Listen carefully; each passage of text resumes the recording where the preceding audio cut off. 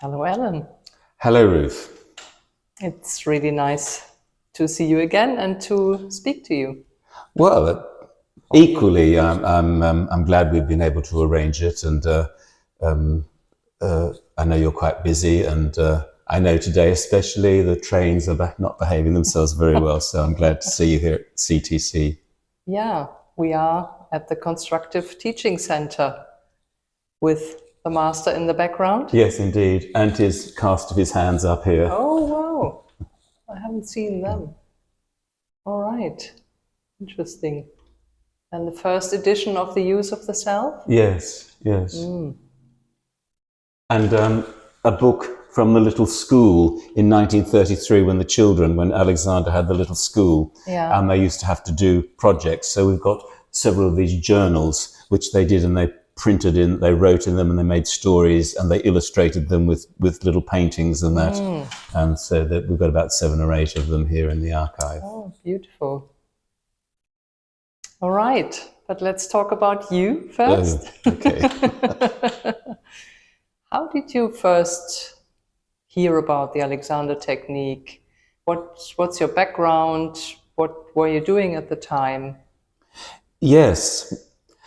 Well, you might be surprised to hear that obviously I'm Australian, and I'd never heard of Alexander when I lived in Australia. And it was only coming to England that I heard of Alexander and the Alexander technique.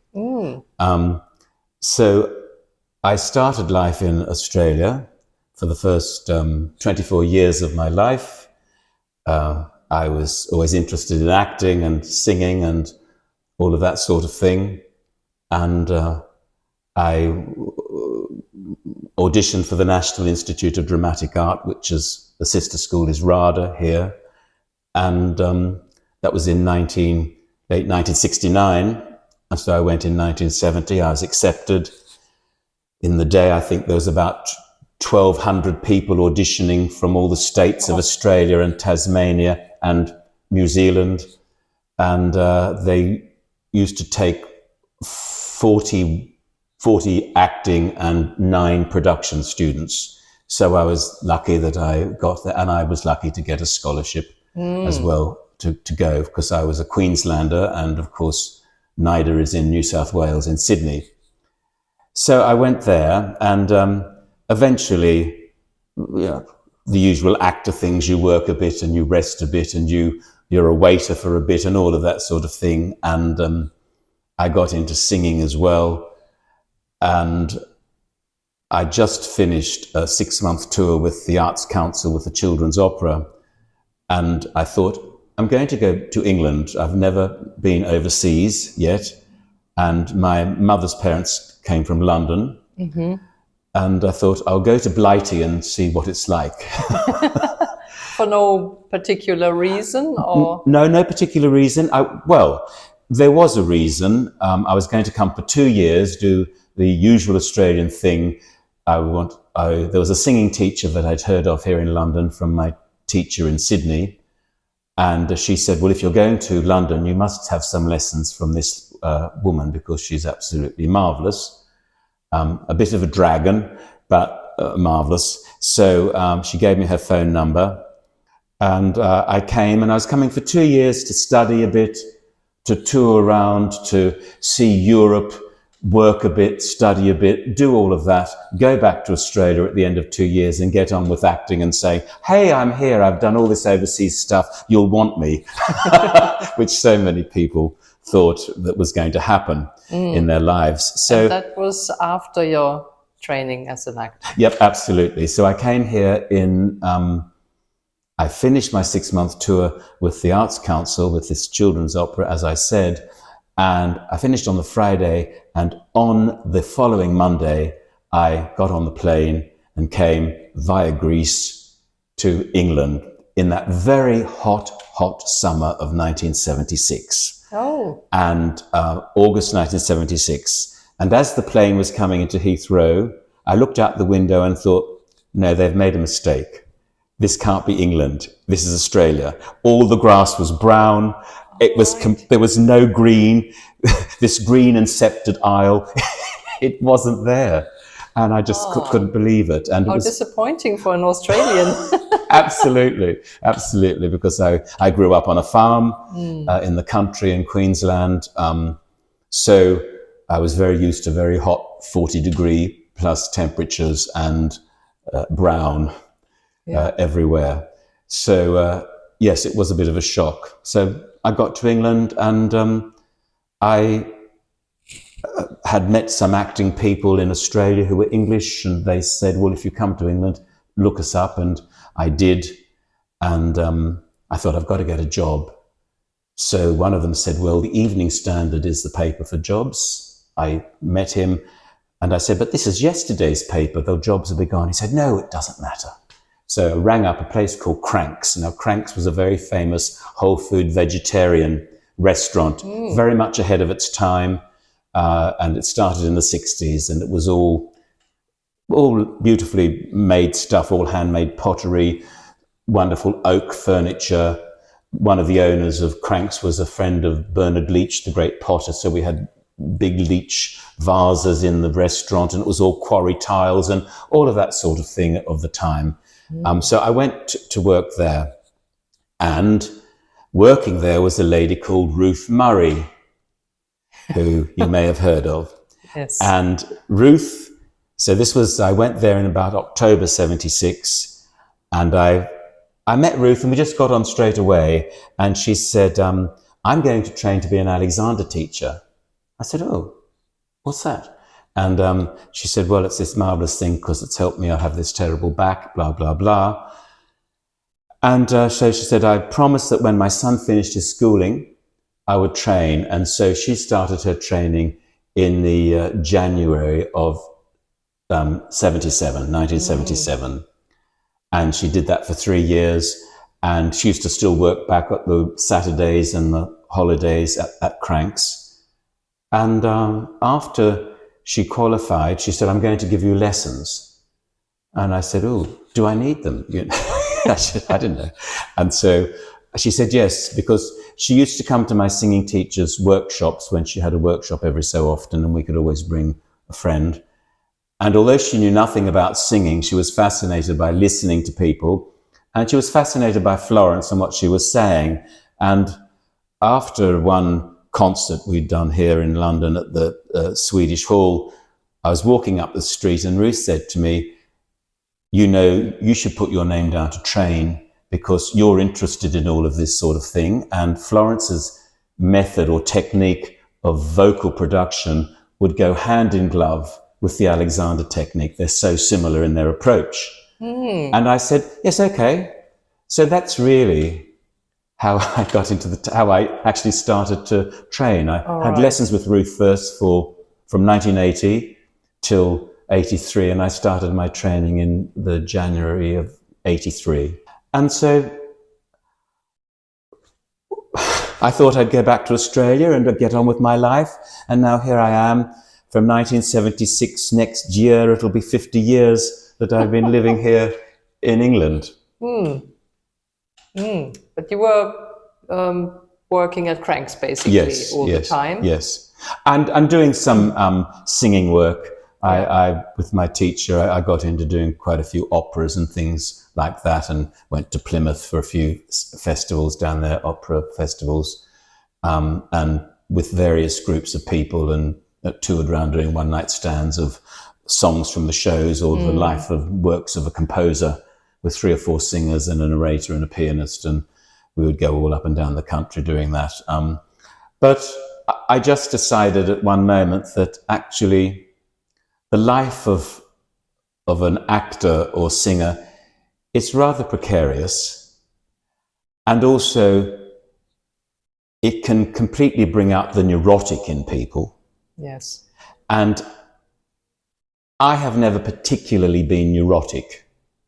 I've been very blessed like that. I don't sort of suffer from that sort of thing, but I could feel that within that world, you can become influenced by other people around you and all the rest of it. And I think that had I have stayed in that and the Alexander technique hadn't come into my life, I think I'd be quite a different person in many ways than you see before you today. Probably, You know. yeah. And all the frenzy and in Yes, the and acting rejection, world. and why didn't they want me, and am I any good, and all of that sort of thing. And that's, of course, that's the death of being able to be in that world if you get sucked into that way of thinking. And I decided I really didn't want it. Yeah. But I was happy to just stay around it. Yeah. But I didn't want it as my main focal point. I never thought that I'd be being an Alexander teacher. I mean, when I left Australia, as I said, I knew nothing about the technique. So, and here I am sitting here in the Constructive Teaching Centre talking to you. And even during your training in Australia, Alexander didn't come up at all. No, interesting, isn't it? Because we didn't have anything like that at NIDA when I was there.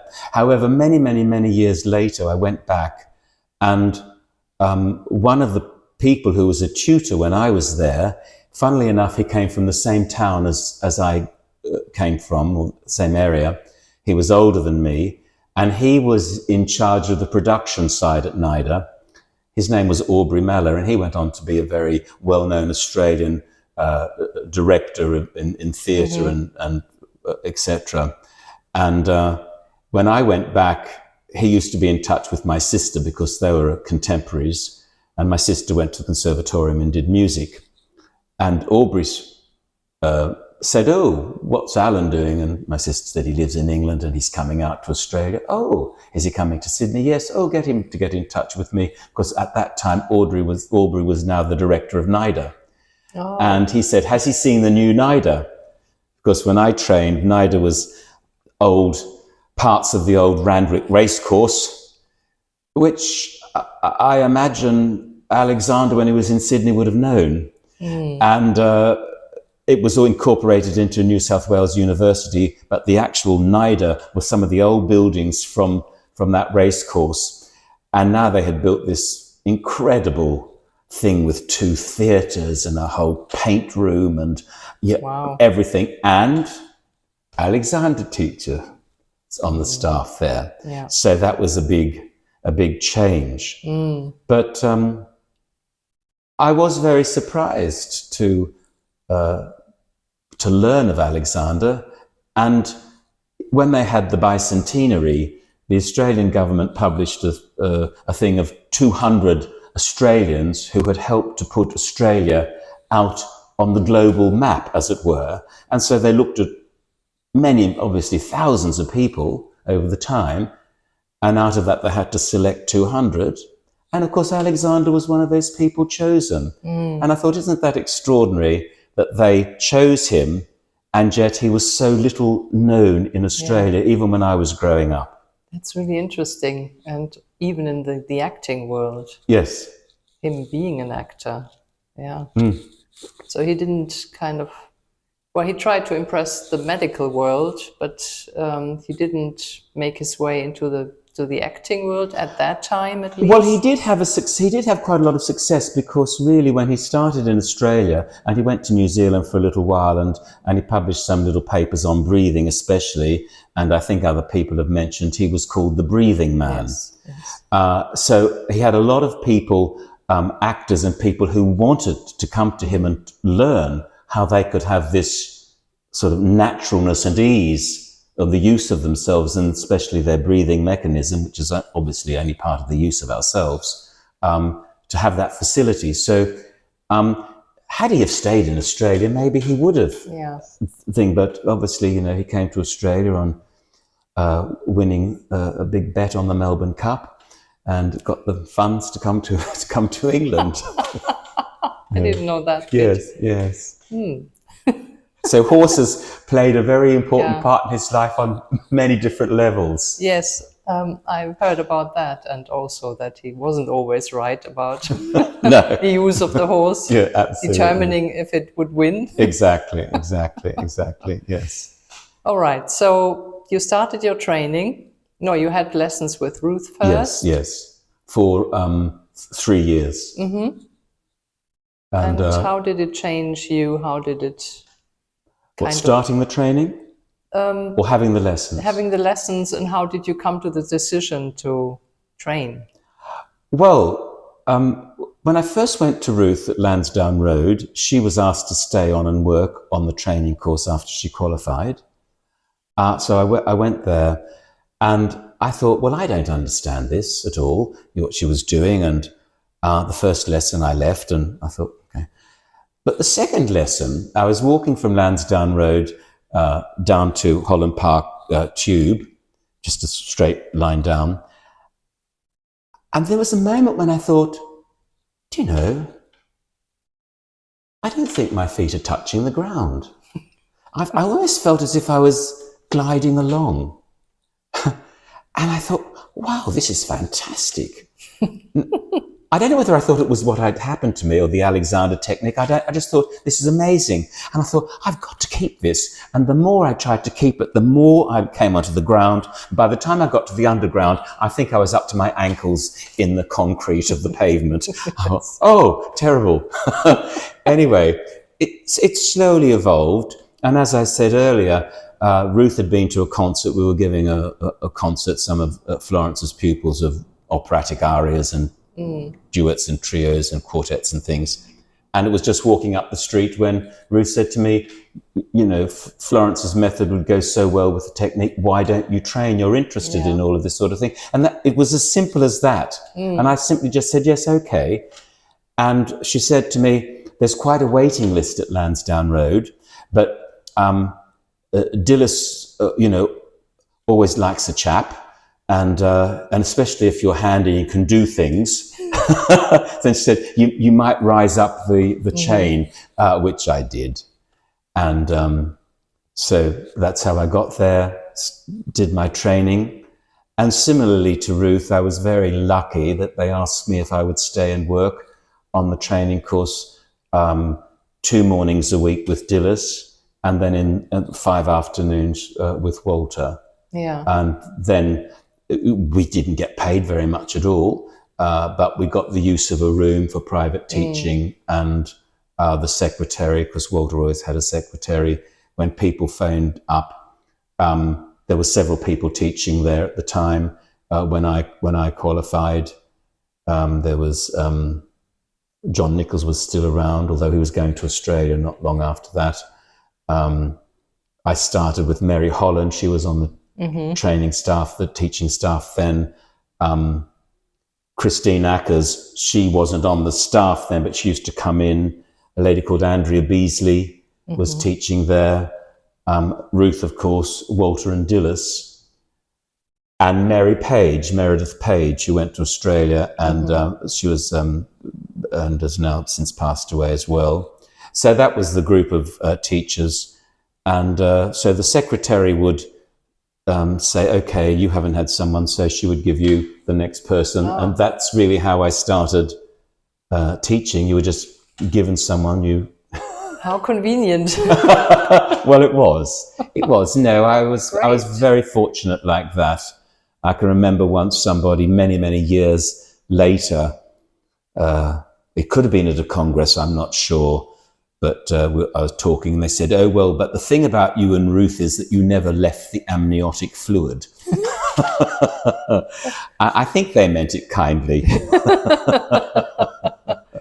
Yeah. So. But can we go back to the training? Can you talk a little bit about how you experienced? So they ran 2 courses at the time? Yes. Walter? Yes. Dilys did the morning school, which was the first 4 terms of the training were you're in the first year. Dilys called them her babes. And then after that, they went into the 2nd and 3rd year with Walter. Okay. I was, I didn't do 4 terms in the first year. I did only 3 because I had to work, and I was still working at Cranks because I became their catering manager. And so I would go in very early and get all the preparation done, get to the underground at Oxford Circus, Central Line to Holland Park for 9:30. So I'd get everything done up for before I'd leave at 9 o'clock, do the morning school, Walter's talk where everyone was there, and then we would leave. Then I'd get back on the train and go back to work. And then I Wow. worked a long day on Saturday all day from 8 till 6 or 8 till 6:30. So I was quite tired sometimes, and when Walter was talking, I'd lie under the table and fall asleep. Not always, but quite often. And I said to Dilys, would you mind if I went up to Walter at the end of the first year, the actual 3 terms, because it means that I can get here for 11:30 and it's going to be easier for me. So they said, yes, absolutely. So I had 1 year with Dilys and 2 years with Walter. Okay. So that's tough, working so much while training. Well, you know, Ruth, it sounds it, but when people say here sometimes, oh, I'm tired and I'm this, that and that, and I think to myself, well, I don't know. And people say, well, it's more difficult for the young people. I said, it's all relative. It's all relative. I said, you know, I had to pay my rent. I wasn't earning much money. So you had to work long hours and all the rest of it. And I said, and you did it because you wanted to do this training. And you found the means whereby to do it. And if you weren't always moaning and complaining about your lot in life and wasting energy, then you had more energy to focus on what were the really important things in your life at that moment. And of course, that's part of what the technique was teaching me, to be in the present moment and not think, oh, I worked very hard yesterday and I've got all this work to do tomorrow. It's wasting energy. But yeah, as we know, a lot of people get very, very tired especially in the first term. Yes, yes. So that's. I suppose I had a very practical upbringing, being a country chap, and you had to work. There was no pocket money, and my father would say, "Haven't you got anything to do, young man? If you haven't, I'll find you something to do." So that was it. Okay. And although I don't feel old, I'm in my 70s now, but I just have that attitude that was what I was brought up with, and the stamina. And the stamina, I suppose. Yeah. Yes. But I think everyone's got that. It's all there. Yeah, people are different. Well, they are different, but we're the same as well, and that's the wonderful thing about us. We've all got a heart in the same place, lungs, all of that is the same. Yes, an extraordinary brain that's all different completely. I suppose that's one of the miracles of creation, is that our brains, out of the billions of people, not 2 people have ever thought the same. Yeah. Incredible. But I think we make things unnecessary for ourselves at times. We put ourselves into positions that if we were to stop just for a little bit longer and consciously think, we might not quite take that path. And hence, the day might be just a little bit better. Okay. As you trained with Dilys and Walter Carrington, how did you experience them and their work? Yes. When I was on the training course, and I'm not going to say anything that people don't know, there was a bit of a separation between training courses in the day, between the MacDonald and the Barlows and the Carringtons. They were the 3 main ones. And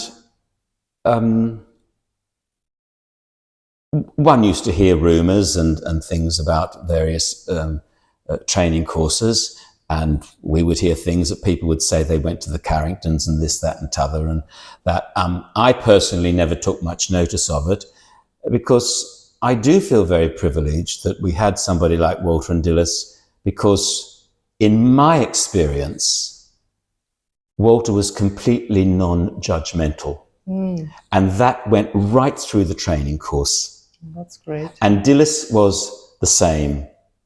They didn't become emotionally involved with people. If there was a problem, Dilys would say, oh, such and such looks a bit, you started training with them, go and see if they're all right. That was the, if you like, the slightly backseat approach to it. It wasn't, oh my goodness, there's a problem. None of that. No, it's going to see if they're right. They might need a cup of tea or something. The good old solve everything with a cup of tea, which has a lot to recommend it. So that's how it was. And that just was a gentle feeling throughout the training. I mean, Walter would say, there is a timetable on the board,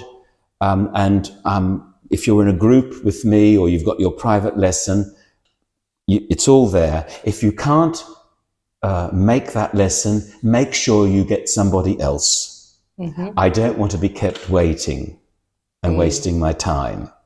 And so that was the only thing he said. The onus was on us to take responsibility, to find someone who could take my spot for the private lesson or to make up the third number in the group, because it was always groups of 3 in those days with a teacher when you had a group, a half-hour group.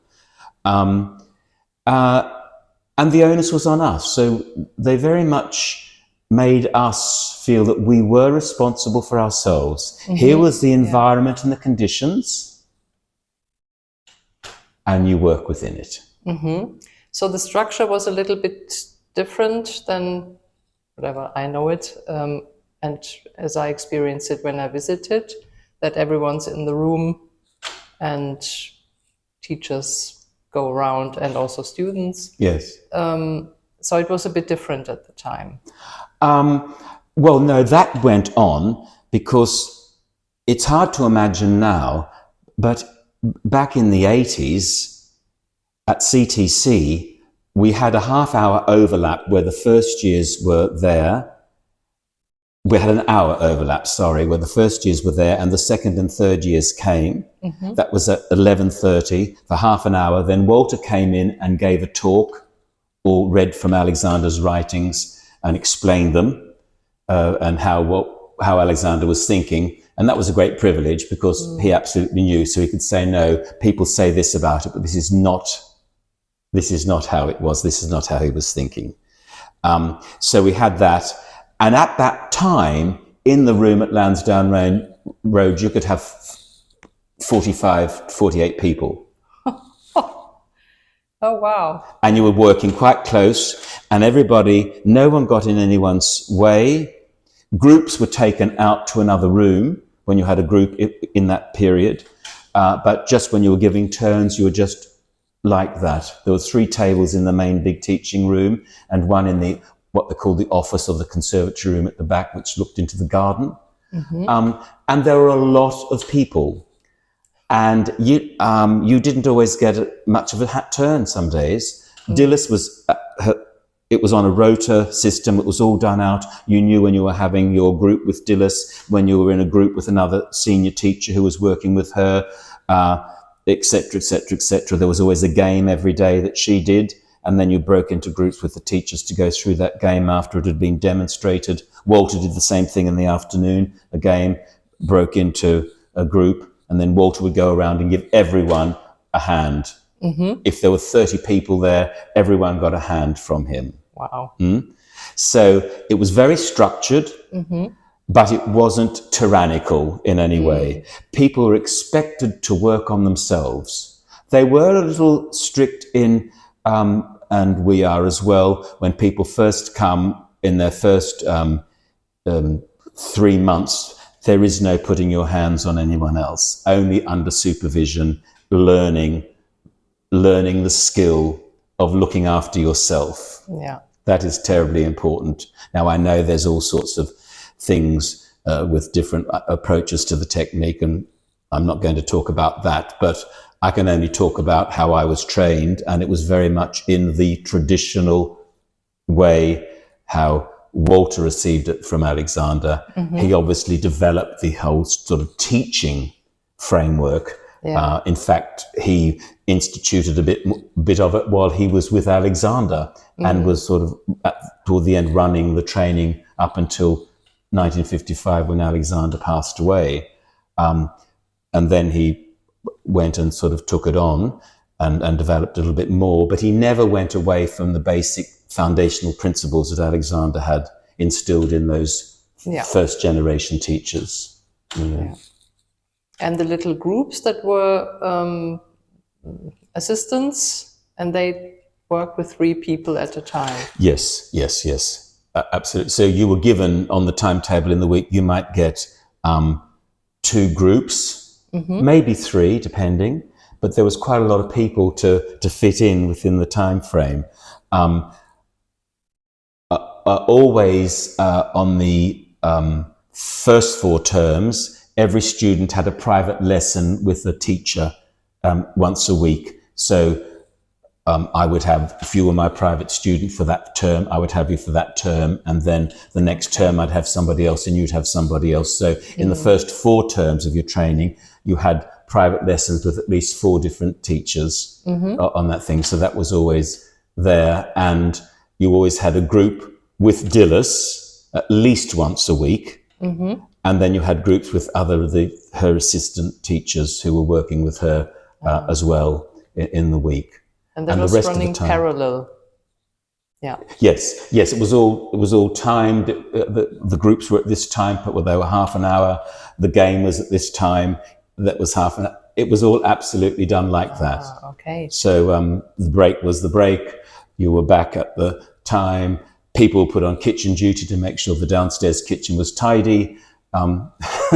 That's how it ran.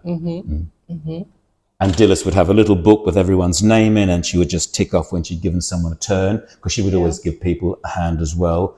And so that it was completely fair and equitable. Yeah. There was no favour for anyone at all.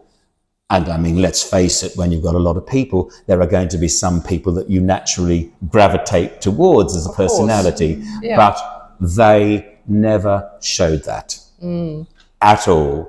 Yeah. They might have liked somebody a little bit better, but within the framework of the actual school hours, no.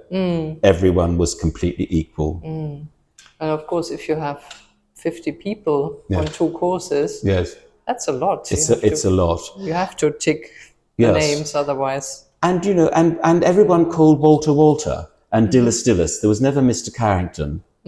I noticed sometimes people used to refer to Pat MacDonald as Mr. MacDonald. They talked to Mr. MacDonald, doing it very quiet.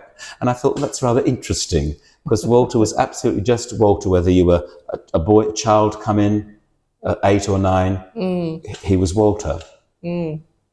Yeah. Which was rather wonderful, because Walter never pushed himself in that way. He didn't have an ego in that way at all. He just got on with the work. And the remarkable thing about Walter was that you would say something to him, he would be giving you a private lesson, and you'd say something to him, and he would say, "Yes, well, my dear, that's very interesting." And you didn't quite know what that meant. No. But it was interesting, so you thought, okay. And that would be it. And you think, oh, is he going to say something about what I've said? Now, sometimes he would, and sometimes he wouldn't. And then maybe 2 months later, he'd be giving you a hand again, he'd say, "Now, the really interesting thing about such and such." And he'd thought about what you'd said 2 months before. And he probably with his hands felt that you were in a better place to listen to what he was going to say.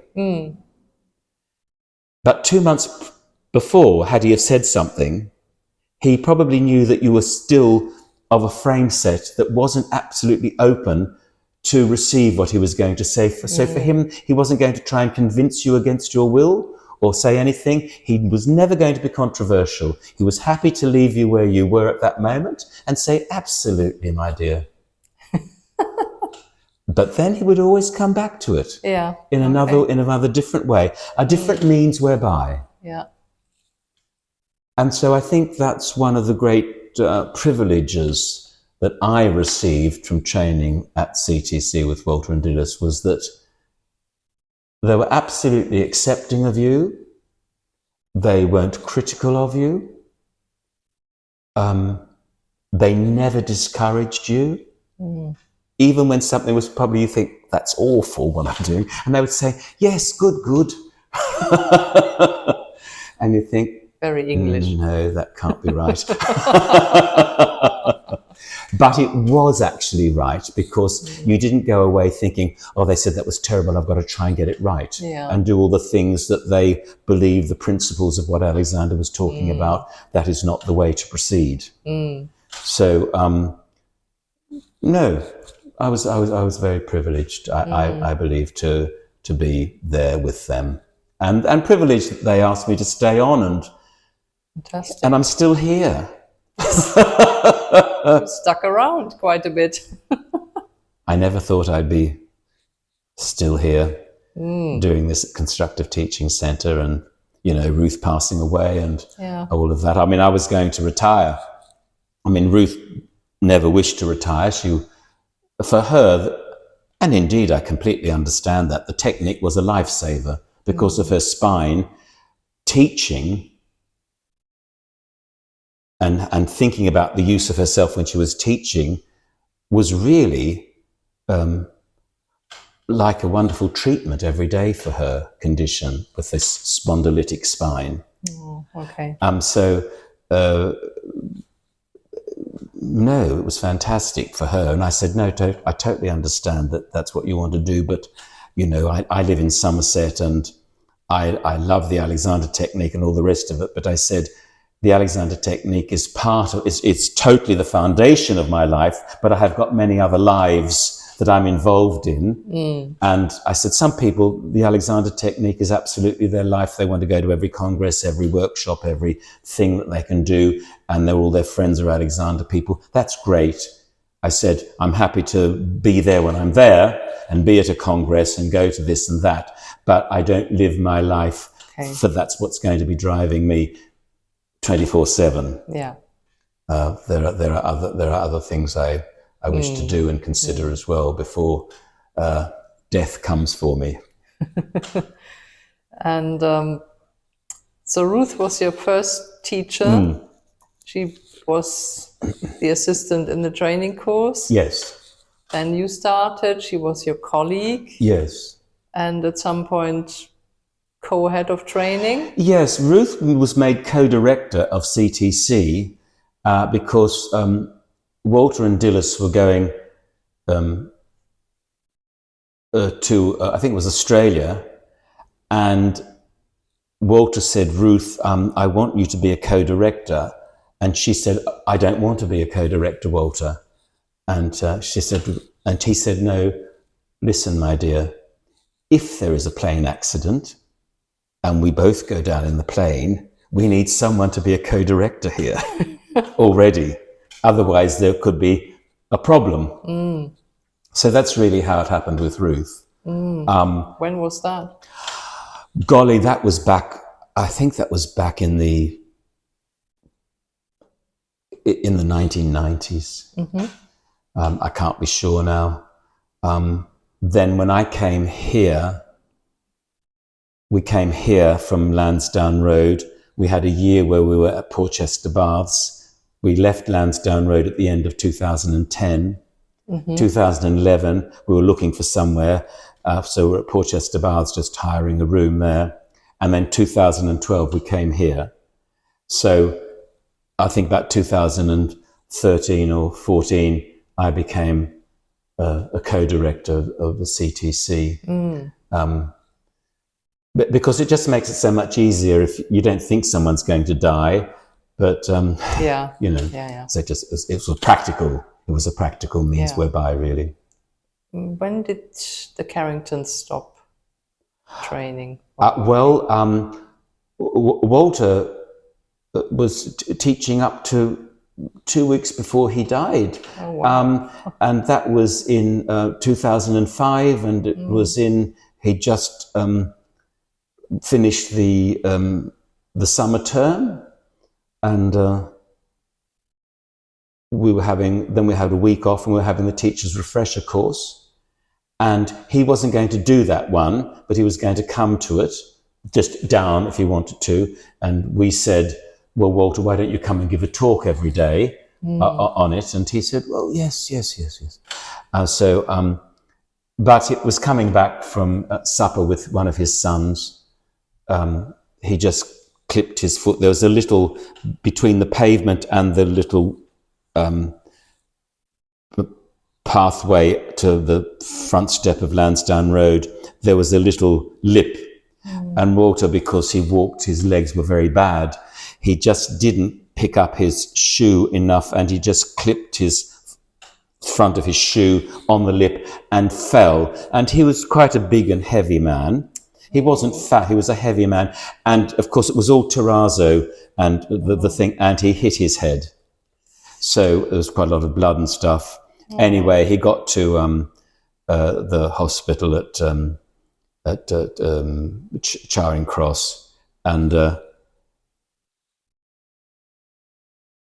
they said no, he was unconscious, and the doctors said it's a deep brain bleed, and he won't recover.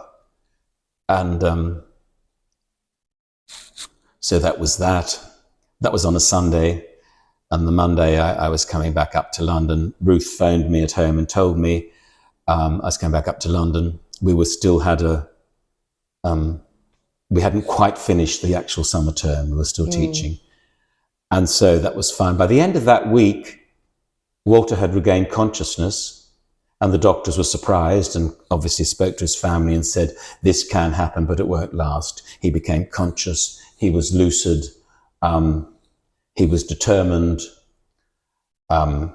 He even got out of bed to go to the bathroom because he didn't want to use the facilities in the bed.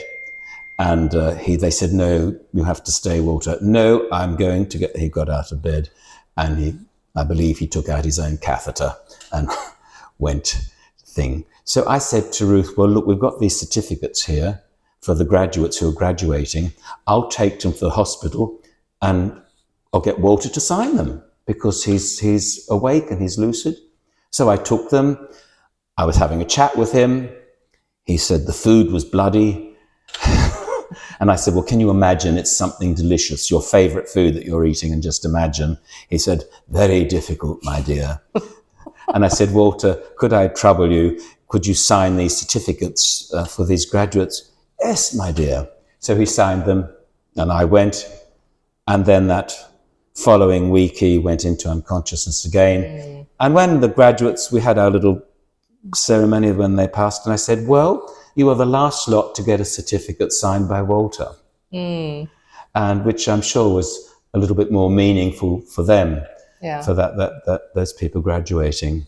And then he passed away. So he was actually, it was 2 weeks. He died on the Sunday, a fortnight after in 2005. He was in his 91st year. And Dilys passed away she finished teaching round about 2004, three and a half, 4. And Ruth was running the morning school. But people used to go up to Dilys upstairs because they lived above the shop, as it were. And she would do little groups or talk to them up there about things or any questions that students, especially graduating students, wanted to talk about or any of that sort of thing. And Dilys never stopped working on herself. Really, almost towards the end, even when she was incredibly infirmed and elderly, she was always thinking about a little bit more of this or a little bit more of that. And she passed away in 2009. Okay. And so she was about, I think, 94 or 5. Yes.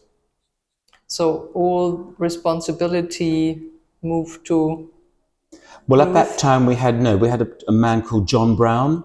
Okay. And John was actually, he was sort of Walter's secretary. John started his training in Denmark and then came and finished it with us. And he also was similarly asked to stay on. And then as Walter became sort of older, John took over doing banking and those sorts of things, etc. And Walter sort of took him more into his confidence about the business, etc. And all was going well. And of course, sadly, John was diagnosed with cancer, and he died in 2008, Easter, April 2008. So therefore, then it was because John was really going to be the one to take over, as it were, although he'd been there a lot less. It was fine, and Ruth was absolutely happy about that. And so he and Ruth would be the two ones, and I would be the assistant, if you like. They'd be both co-heads, and I'd be the assistant. And then John went, and so it all moved up another notch again. So, So, and Ruth was by the time ready for it and willing to do it, and then you stepped up. I don't know whether Ruth ever wanted to do it. But what she was absolutely adamant about was that she wished the training of the Constructive Teaching Centre, or the type of training that the CTC gave, to continue in that way. And she was very much inculcated into that way of thinking as well. You see, Ruth and I, and probably John, and there's another lady called Beryl Tolliday who used to teach there, we never really went to other training courses, because when people say, oh, you should come and visit, I would say, well, our courses run concurrently with each other, and when it's your holidays, it's our holidays. And so I said, we're always working on the training course when you're working on your training course. Well, you could have gone on a Friday, to some of them at least. Well, depending. Yeah. Well, no, we were, and those days it was Monday to Friday. We didn't, I mean, we only changed to the 4 days here, probably back in maybe 2016 or something like that. But up to that time was still 5 days a week. Oh, okay. And we actually did that because, maybe even 17, I'm not quite sure, because I said to Ruth, would you like to have 3 days off? Because she was, she was getting on. Would that be helpful? And she said, actually, I think I wouldn't mind that. So by a democratic process of asking the students just to write on a piece of paper and put it in a box with no names, yes or no, there was more in favour of yes. So that's really how it happened. It was as simple as that. Yeah, and you increased the hours in the day yeah, then? that's right. Yes, we did. Yes, we did. Yeah, most training courses run for 4 days, which is much better for most people, I think. I do think at the moment, though, it's still a little too long, the hours in the day, 9:30 to 1:30. I think that last little bit, people don't really get anything very much, because you must know from your training that there is only a certain amount that you can take on board before you actually feel a little bit maybe overloaded with stuff. And you need to, you see, when holidays came and people would say to Dilys, oh, Dilys, can you give me a lesson in the holidays? And she used to say, certainly not. She used to say, go away and have a holiday and just do your lying down and don't think about anything too much. Yeah. And you'll come back refreshed. Yeah, I think that's fair. Yeah, absolutely. And people, I don't think, necessarily thought that was going to be the case. But when they did come back, they realized that actually, yes, in that time, things had filtered through the sediments of their thinking, and that sometimes a little bit more clarity had come on what they'd learnt in the past term, etc. So I do think the structure of the training course and the hours are not just arbitrary. I think there is a sort of there is a plan, if you like, to them, and for the amount that we can absorb and benefit from on a daily basis. Yes. But you're also having a tea break. We have that tea break for half an hour, absolutely. Yes. Tea or coffee. Necessary. Absolutely, absolutely. So you came in a long time ago and stayed ever since. Yes. And it sounds like you had a very smooth journey. Weren't there any bumps in the road, either in your training or later? Or? Well, I don't know about anybody else, but I have spoken to other people about it, and they've said, oh yes, I found that. And I don't know about you, Ruth, but when I was training, I thought, yes, I'm getting along really well. I understand this. And you think, and then suddenly you came to a wall. Yes. And you thought, oh, I don't think I understand this at all. Yes. And you stopped and you took a step backwards and you stayed there for a little while, and then suddenly you were going again. And then another wall came and another step backwards. So I found that it was this sort of incremental, slow increments that you added on in your training to your understanding. And so I don't know whether there was any great flashes of divine revelation in my training. Yeah, or any crisis or anything else? No, I saw some other people have a little bit of a crisis, but I sort of don't do crises. It's not that I don't do them, it's just that I don't... You see, I've never been bored in my life. When people say I'm bored, I said, I don't know what you mean. I intellectually understand the meaning of that word, but I'm not bored. I said, boredom is a state of mind. And this work is teaching us to be present. And if you're present, how can you be bored with what you're present with? It's always interesting and fascinating. So I don't do that sort of thing. Did I have any emotional stuff when I was training? No, I felt that it was a gentle process. Occasionally, yes, the brick wall came and I thought, I don't know whether I'm going to ever understand this. But there must have been something in it because you kept coming back. It wasn't like, oh no, I'm fed up with this. I can't, I'm fed up with hitting a wall. I'm going to go and do something else. There was something always enticing you and saying, no, if you can just get over this one, you might see a little bit more of whatever. So, and yes, I was privileged to stay there. And yes, when I gave I can remember my very first lesson to a private person. You see, at Landsdown Road, we never had bodies come in or people come in and you gave a first lesson. People have asked me in the past, students, Alan, can you do a first lesson with me? And I said, I can, but what would be the point? I said, because I don't know who your first pupil's going to be. I said, I don't know what their problems will be. I said, and you must assess, you must talk to them and find out that. And I say, this is a first lesson. And you take that as some sort of blueprint. You can't do that. No. It's what you see in front of you at that moment. And that's the beauty and the joy of it. Yeah. And that's why it's always fresh. And that every lesson is like a first lesson. Yes. So I gave my lesson. And of course I thought, and it was only half an hour in those days, half an hour, that was it, the lesson. And was charged £5. And £5. That's nice. And when I first paid Ruth, it was £2 a lesson with her. So £5, and the lesson, and I was trying to get the person to understand everything that I'd ever been taught. I was talking 300 to the dozen, and I'm thinking, I'm never going to get through this. Gosh, I've got to lie them down the table.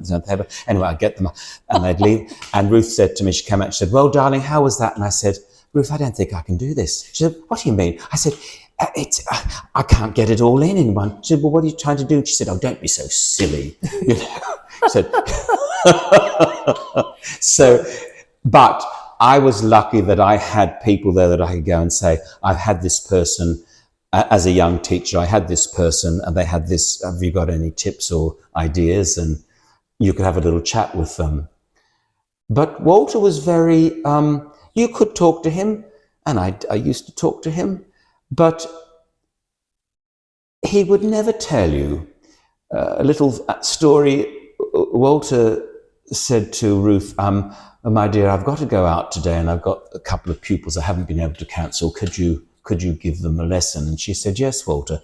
And she said, is there anything I need to know about them? And he said, no, I don't think so. He said, oh, Mr. Such and Such has only got one leg. But he said, there's nothing to worry about.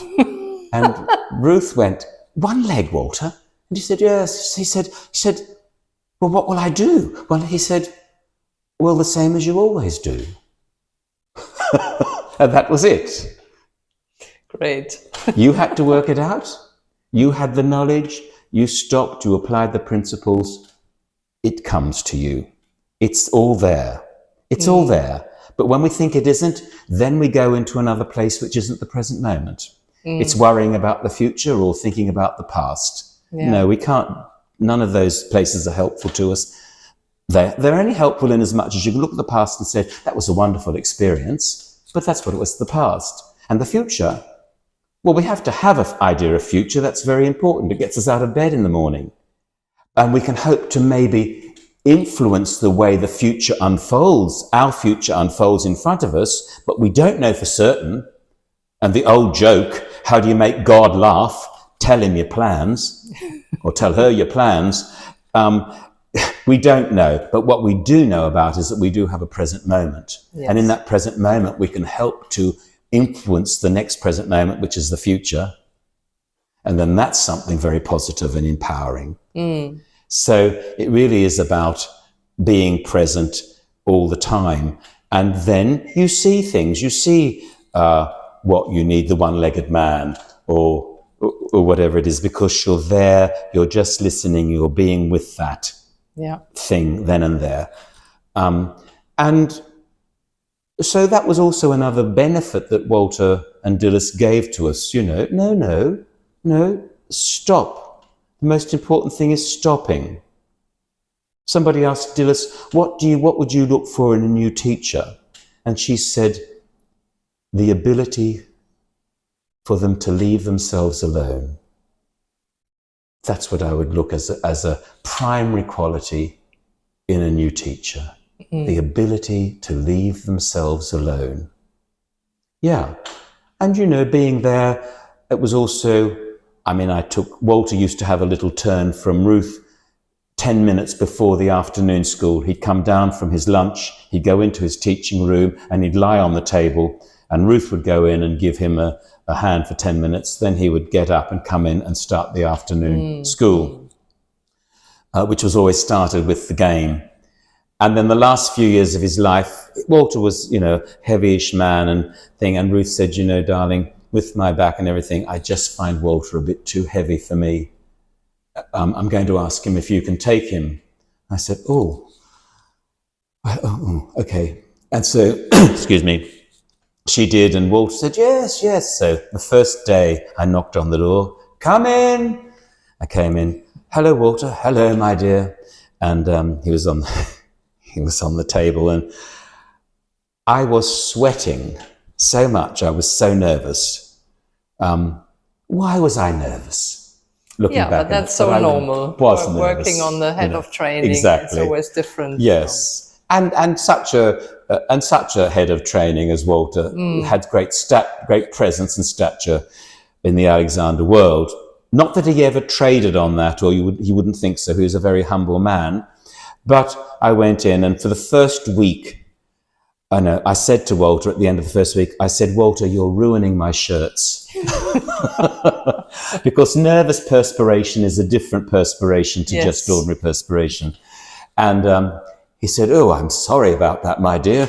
And but afterward, we chatted and we got on. So I had a few years of having that 10 minutes with him every day, and sometimes talking to him, and sometimes not, and sometimes wishing I'd asked him a few questions, but you always thought he was going to be there. A silly thing, but you did. And you think, well, I'll ask him next week. And so the rule is, do it now. Yes. So, no, my time at Landsdown Road was a happy time. Yeah. And an encouraging time, and a privileged time. Yes, it was a privileged time. Yeah. Of course, all the different people. Peggy Williams used to come and have a lesson with Walter, so I'd chat on the bench that's over there, which was the bench from CTC, which people sat on in the hall. And a church bench. It was a church bench. Before that, it was just an ordinary bench. And Dilys said, I think that's getting we need to replace it. And I said, well, actually, I know some pews out of a church that are going almost for nothing. And I said, there's one that said, that's how I got it for them.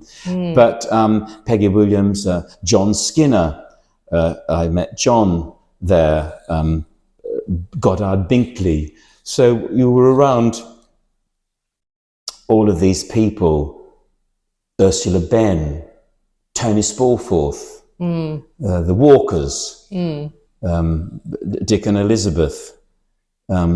They used to come, So it was really a wonderful sort of framework of people. And of course, Walter was good friends with Goldie. And in the latter year, they used to go out a couple of times a year and sometimes they might go to a show, or they'd go and have a meal and chat and all the rest of it.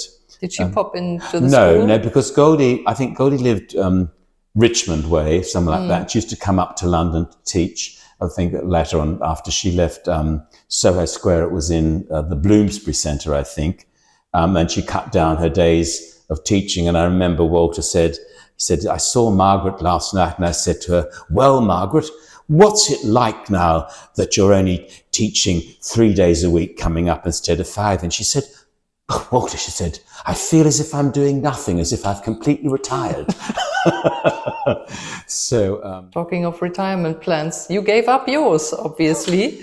Yes. So you're also never gonna retire? Oh yes, I am. No, I don't believe in. I'll never retire from teaching. Yeah. But running a training course, yes, I will. I think that younger people do have to have the opportunity of taking over. I suppose at CTC, it's probably the same with every training course. I have no doubt that, you want people who are going to take on the mantle, or not the mantle, that's stupid, just take over the running of a place, who have got the same ethos of that place. So that's sort of quite important. And the Duncan, who runs the course here with me, he's very much imbued with that same ethos. So I have no problems or doubts about him in any way. But no, I'm going to retire from that, but not teaching. And because I'll tell you for why. I believe that this work and I always say to people when they say, I'm giving up teaching, I say, no, don't do that. Oh.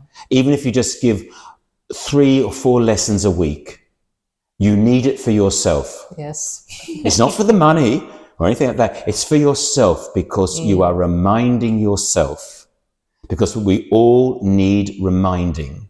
Yeah. And as Walter said, we all need all the help we can get, and we knowest not from whence it shall come. And that is true, absolutely. Yeah. Can I ask you for a few very brief definitions? The dreaded question. What is the Alexander technique? Well, it definitely is a form of self-help. Yes, I mean, it's not a therapy or anything like that. I do really see it in the form of psychophysical re-education, which leads to self-help for us. Yeah. But we have to, that psychophysical re-education has to be a primary thing in the process. Just like the head-neck-back relationship that Alexander talks about as this primary relationship. Before anything else can happen, primary, it's first. So I see it as this psychophysical re-education, absolutely first, which leads us then to the possibility of being able to have self-help and start to self-regulate ourselves. Yes. In a more positive way. You see, when Nye Bevan mooted the National Health Service in about 1946 or 7, Alexander said, this is a wonderful idea, but it will be ultimately doomed to failure because there is no amount of money that can be printed to support a system where people abdicate any responsibility for themselves. And I think here we've got this wonderful Alexander technique, which is absolutely saying, no, you are responsible for yourself. We still need doctors and we still need all those other things. But primarily, we have to help ourselves through psychophysical re-education, which brings about the process of inhibition, of inhibiting, of stopping, of not reacting to the stimulus of life, that constant ongoing stimulus. Yes. which drives people crazy if they can't inhibit it. Then you can see nothing. So it really is as simple as that for me. Fantastic. Thank you very much. You're very welcome.